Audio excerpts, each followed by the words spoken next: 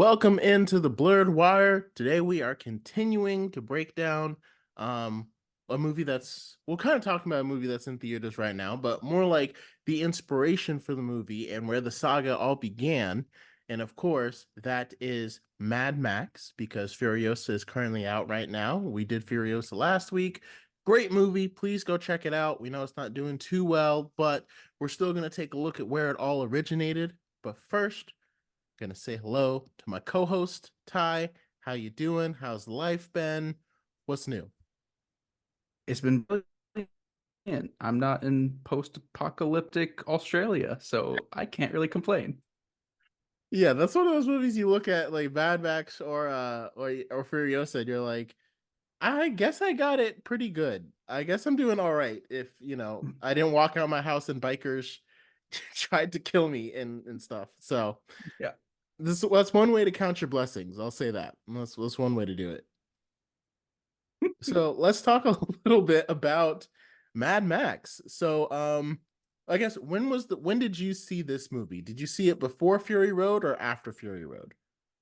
This is a post-Fury Road watch for Post me. Fury Road. Yeah. Fury Road was my introduction to the series. I never saw Road Warrior, I never saw the original, and I never saw Beyond the Thunderdome. Yeah, and I never saw I didn't even know those existed until I think it was until I was going to see Furiosa because I actually saw Fury Road this year. I had known about it for a long time, but I didn't see it until the beginning of this year when I heard about Furiosa, and I was like, okay, now I really need to see Fury Road if I'm going to go see Furiosa. And I had no idea this was a whole franchise in the 70s. And I feel like if you watch Fury Road and then you watch Mad Max, the only way you really know that they're related is by the name because like you can still see George, like you could kind of tell like it was still George Miller's style because he has a very distinctive directorial style, but just the storyline and even the development was completely different. Like it seemed like Mad Max, like Fury Road was like the entire world has deteriorated to a point that's literally unrecognizable, right? Mad Max Hmm. just like the setting kind of looked like a ghost town, like a bad storm came through. Like, there were still roads and stuff. It's still, I was like, what? Well, like, I was like, is it the same franchise? But after Yeah. watching it and then Road Warrior and then Beyond the Thunderdome, you can kind of see it deteriorate. And so, Hmm. but again, you Yeah, don't this really need is to this is see, early apocalypse yeah, and early happening. apocalypse, This I guess is I'll say. yeah. Yeah, because you don't really need to see Mad Max to see Mad Max Fury Road and enjoy it because, like, it's still a good film. Um, Mhm. but seeing it does kind of put like more into perspective that, like, not only does Mad Max live in this world, but he saw this world go absolutely insane. Like this is not like 40 years after the apocalypse Mad Max was born. Like when he was born, he lived in a normal society. And then he watched it crumble, he watched it slowly deteriorate and like fall apart, which I think they kind of acknowledge in the movies, but you don't really see it as much unless you watch Mad Max and slowly watch the society change and everything. So what were your first initial reactions to watching this movie? Like what did you think of Mad Max, the very first one? I quite liked it. I liked it a Hmm. lot. I mean, it is totally of its time, Hmm. you know. You gotta let it is an 80s movie. Came out in 79, but it is an 80s That was the 80s movie, feeling yeah. movie. But it was good. I think it's really interesting to me to see from his directorial debut to his latest film how consistent he is with what he wants to do. Like it feels like he Hmm. has always kind of had this strong vision and he's kept to it. Because even in this movie, the best parts of it are when we are focusing on cars and on Hmm. vehicles. All the best parts of this movie are the vehicles. The opening chase sequence is really like intense and for the time really impressive. Like I know before when we were talking about Fury Road, you talked a lot about how in the sound design they used a lot of animal noises Hmm. to give the cars this livelihood. And I felt watching through Mad Max that the cars felt alive. Like the way he shot them, the way the action carried out, the way they sounded, the way everything looked, is it felt like these were the last living organisms in this desolate plain, aside from people. Yeah, I couldn't agree more. Like it really felt like the world that we were living in. We felt the danger, the things that he was in. And you're right. I mean, the cars felt like they had almost like autonomy, or like you could see like each car, it was like the car itself was telling the story, right? And like, Mad Mhm. Max was in it still, and the story still revolved around him, but it kind of felt like the car itself was telling the story. And like you said, it's definitely an 80s movie. I think I would have I liked it, and I think I would have liked it a lot more if I like lived in the 80s. Like if I was there when it came out, I would have been like, this is awesome. And like I said, it's definitely an 80s movie. So if you like 80s movies, you will definitely like this one. Um, but I definitely enjoyed it. I definitely thought that I think until I saw if you've seen Fury Road, definitely watch Mad Max 2 and Beyond the Thunderdome after Mhm. you watch Mad Max. You could even probably watch them in reverse chronological order just to have some fun, because like the timeline of Mad Max doesn't have like the MCU and Star Wars, they kind of like a very strict, okay, this is the year that things happen. And George Miller's just kind of like everything's crazy, everything sucks. This is the Mhm. apocalypse. Don't worry about the timeline. It doesn't really make a whole lot of sense anyway, because nothing makes sense, because there are no Mhm. rules in this world, and that includes rules for a timeline. So, Yeah. and maybe he'll kind of stick to, because he still wants to do a sequel to Fury Road. So I guess we'll see, because he wants to do one called Mad Max Wasteland, is what I heard. So we'll see if Mhm. he kind of adopts more of a storyline to it. We'll see if Tom Hardy and Charlize Theron return. I mean, that would be interesting to find out, but To um, me, all of these Mad Max movies, and we can get on with this like theory the more we talk about the series, but they all kind of feel like they are continual, almost remakes of the same movie with mhm. just different, with newer capabilities and slightly different ideas here and there.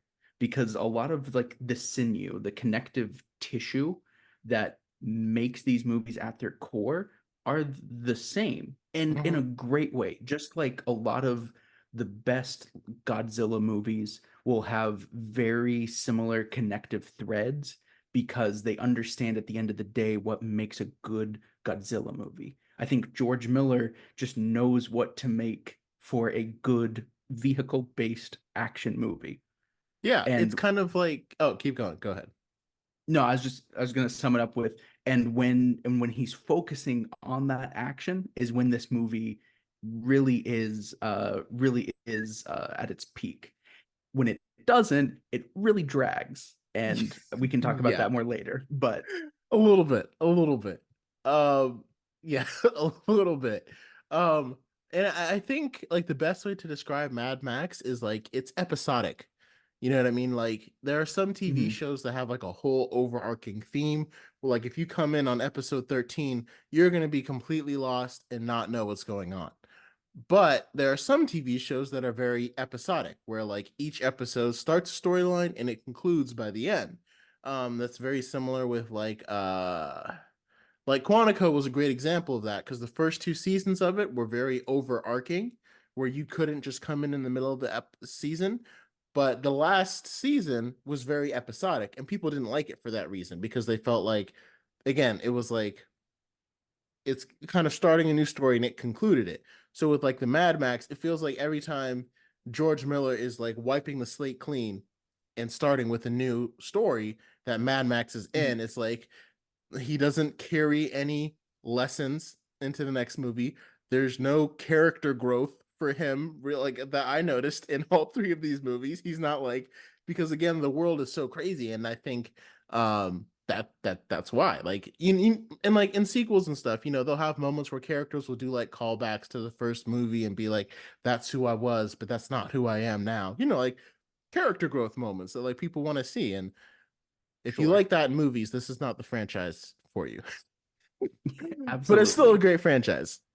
Yeah, we get in a bit of an attempt of like not so much growth, but rather degradation of Mad Max, starting off as more seemingly loving as best he can and um more just, or perhaps believing in a justice system at the beginning, devolving into somebody fueled by revenge and the rule of strength and personal uh personal power. But it's done in a way that doesn't feel like it's trying to actually develop a character, and more just sign of the times. Like Hmm. in that way, it is. That's what I think I mean. Like it uses a lot of tropes in movies that came around that era, not in the action, but in the what's kind of expected for a lot of movies. Because in a lot of action movies, you'll have this like these really slow and boring and some of the worst for blockbusters around the time, makes it the most grueling to go back and watch. These sequences of just him trying to live a happy life, and it is painful and it is uninteresting and it is far from what makes this movie enjoyable. Agreed. Yeah, I don't think I could have said that better myself. I feel like what you said, like you don't really see a development of the character, you more see a development of the times. It feels like environment development, if that makes sense. Like the environment is Mhm. being developed, Yeah. like what's happening around him is being developed. We're seeing how crazy and how unhinged the world is. And I'm just checking. So Furiosa has been out. Okay, so just comparing, I was just gonna look at the box numbers really quick because that's one of the main things that Mad Max did. It's set, and I think it still has the record of budget to box office ratio because the budget for this film was about 350,000, which today is nothing, absolutely nothing. That's like an indie, Mhm. uh, not even A24. Like that is like almost like a Sundance Film Festival kind of budget. You know what I mean? However, this film grossed $100 million, which means it made like something crazy, like 200 times its budget or something like that. Someone figured out the exact math, and I remember reading an article about it. But like Hollywood had never seen that kind of like profit to um, budget ratio, like return on investment ratio. And it's never really been completed because like it was kind of like a sleeper hit that no one expected. Mhm. Obviously it helped Mel Gibson get like tremendous fame. Was Mel Gibson like really famous before this, or was this kind of like his first like big Oh, success? I I think was he pretty was sure it is this was his breakout. I think this was his breakout Was because it says that he was little known. Of course, I wasn't around back then, so I don't really know how well known Mel Gibson was. he, Um we knew very little of him in yeah. 1979. Yeah. Yeah, this was the second movie he'd professionally been in. The first Oh, one was okay. Summer City. So yeah, so this essentially was like this movie helped put Mel Gibson on the map. I think a lot of people don't consider that like his breakout. Um, but it was like his first role as a very successful box office film. Um, Yeah, I mean it held that record for highest grossing, or not necessarily highest grossing, but like the percentage from mhm, how much it cost to make to how much the return on investment was the mhm. highest until very recently, I believe. Oh, I really? remember Something reading. I beat don't that? remember what film. I'm Yeah. surprised that something beat that nowadays because films are so expensive. Oh, was it that movie? about a guy, Freedom or The Sound of Freedom?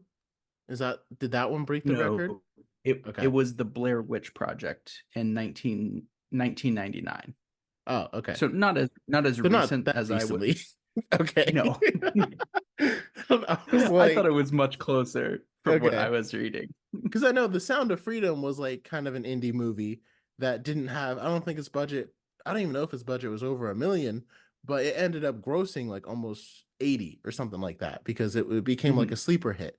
Hmm. Um, and so like compared to now, Furiosa is currently in theaters. Right now it's at 120 million in its first 2 weeks at the box office. Hmm. So it's not horrible, but its budget is 168 million. So again, for this movie to really be considered a success, it's got to gross probably at least as much as Mad Max Fury Road did, which was $380 million. So it still has a long way to go to be considered profitable. Absolutely. Excuse me, sorry. Um, yeah, but it's an amazing feat that Mad Max accomplished because I'm like watching this movie again. If I was in the 80s, maybe I would have, but I'm like, this is such like a unhinged storyline. I'm sure it was hard for anyone in Hollywood to imagine like people are you're gonna get you're gonna sell 180 million dollars to this movie. Like they weren't expecting it, and that's probably why the budget was so little because they didn't have as much faith in it. And now it's become one of the best. It's become one of the, I don't think this one is considered one of the best action movies ever made, but it kind of helped build the franchise that gave us two of the best action movies ever made. So And it's yeah. interesting. This is it's a really another good example of how limitations can breed creativity. Because originally this movie wasn't intended to be post-apocalyptic. It that came from the fact that they didn't have a budget for a lot of background characters Oh man. or sets or other stagehands. So from the sheer fact that they could not have enough people to make it feel populated, they went with the creative choice of making it post-apocalyptic, which chain reaction leads us to something like Fury Road years later. But I just think it's so fascinating, not just how we got to that point, but then how they used the post-apocalypse. Like, I don't think it was necessarily intentional, but this movie definitely got me thinking how reliant societally we are on something like fuel. Like Hmm. the second fuel becomes inaccessible, how do we transport our food and how do we transport people from place to place? We kind of isolate and lock down where we are, and chaos comes from that. And so I don't think the movie doesn't feel like it's set up to be making a point of commenting how we are as a society, but I like that George Miller's his world building style can leave this interesting thought that popped into my head kind of accidentally or just from the process of making a very simple but interesting world. Like the premise is very straightforward, but it's intriguing and it's interesting, and he's a good craftsman. Yeah, I agree. And like, now it's kind of interesting. Like, I mean, I don't know if like this, I don't think it's like affecting Furiosa's box office, but it's like obviously the world is very reliant on fuel right now. Hmm. But as more and more like, we're also in an era of a lot of electric cars and like Teslas and like hybrids coming out. And I don't think that like affected Furiosa because like it's not like people are like, well, there wouldn't be this many cars with fuels because we still have electric cars. Like people aren't thinking that when you go to theaters. But it's No. just interesting how like, in the 80s, like they had no like they didn't know electric cars were going to be a thing. You know what I mean? Like it was Right. still fuel was like still such a huge thing and huge like it became as valuable as money, in Hmm. this, apocalyptic wasteland. Um so yeah, I think that was it's a very interesting topic to be able to build a whole world off of, and I think he did a phenomenal job with it. Hmm. I also noticed that Hugh Keys Byrne was in both movies. I don't know if I'm saying his last name right, but and he's an Australian actor. And so like I really like how like, George Miller is Australian, and he depicts it in the wastelands of Australia, and he brings a lot of actors from that area to kind of help bring that authenticity. And so that's why I really liked Chris Hemsworth, being in Furiosa. Like it didn't feel like a hey, let me just grab a big star. You know what I mean? It felt like this is an authentic person that, is from Australia and can really help me tell the story of what Australia would be like in a post-apocalyptic world. Um, so yeah, and he was so apparently he played Toe Cutter in Mad Max, and then he played a Morton Joe in Fury Road. But sadly he passed away recently. So that was I don't know Oh, if he that was did? I think he did, yeah. So Oh. I think he would have come back for Furiosa because someone else had to play him. But let me look Oh, up okay. exactly when he did die. But yeah, I love that, you know, George Miller, it was a very small role that he had, main villain, but relatively small in the scope Mhm. of this movie. But he brought him back for another role, I imagine, because he enjoyed working with him Yeah, and that's just yeah, exactly. It's and wanted to because support of him. yeah, and directors will do that even if it messes with continuity. So Hughes Keys Byrne died in at the end of 2020 at 71. It doesn't really give a cause of death. Might have Oh, just okay. been old age, but I mean 73 is not that old, but it doesn't really give a cause of death. But yeah, that's when he unfortunately passed away. But like in Fury Road, Josh Hellman plays two different characters. Like in Fury Road, he plays who does Josh Hellman play? Um, where was it? Oh, there's so many cast members.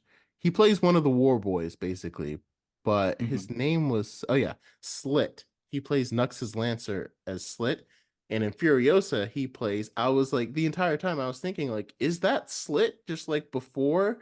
But no, he was playing a completely different character, named um Scrotus, his Hmm. psychologically unstable son. So yeah, I mean, when directors like an actor so much, it's kind of like screw the continuity. I'm just bringing you back because I like working with you, and Hmm. that can happen. Yeah. So I guess any final thoughts on Mad Max besides go watch it if you can. Go watch it if you can. I think it's solid, but the weakest of George Miller's. There, Really? Okay. yes, because I think there are things that are kind of, to me, feel like signs of the time that it was made in, and not so Mm-hmm. much a full execution of like what makes it so special. Mm-hmm. And we see that with the two sequels that immediately follow Mad Max, as well as Fury Road and Furiosa.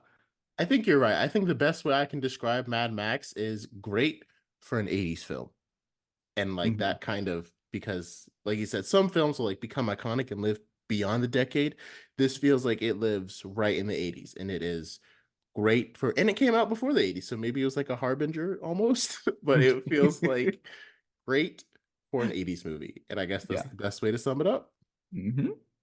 All right, we will see you guys next time when we talk about Mad Max 2, The Road Warrior.